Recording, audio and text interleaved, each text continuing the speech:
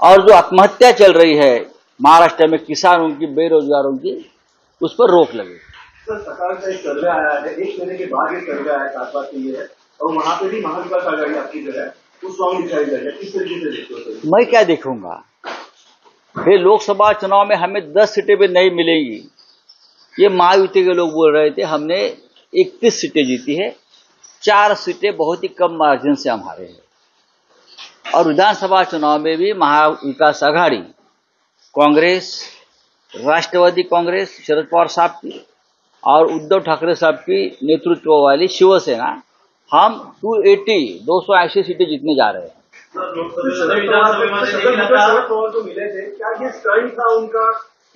आप देखिए छगन भुजबल साहब बहुत बड़े कलाकार हैं, उसने फिल्मों में भी काम किया है, आपको पता है। बहुत बार अपना रंग रूप बदलकर एक नाट्य निर्माण करने में छगन भुजबल माहिर है। अभी भुजबल साहब क्यों गए, कैसे गए, उससे महाराष्ट्र की राजनीति में कैसा हंगामा हो गया, ये सबको पता है।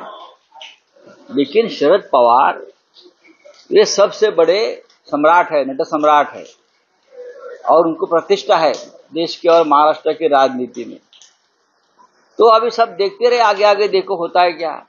ये जो है यो महाराष्ट्र में फिरता रंगमंच होता है, मोबाइल स्टेज घूमता रहता है। वैसे ये छगन भुजबल जैसे जो लोग हैं, नेता है, वो फिरता रंगमंच के कलाकार है। तर लोकसभेनंतर आता विधानसभेच्या जागेसाठी फॉर्म्युला ठरलाय शिवसेनेचा आपला, असं काही ठरलेलं नाहीये, असं काही ठरलेलं नाही, हे चुकीची माहिती आहे।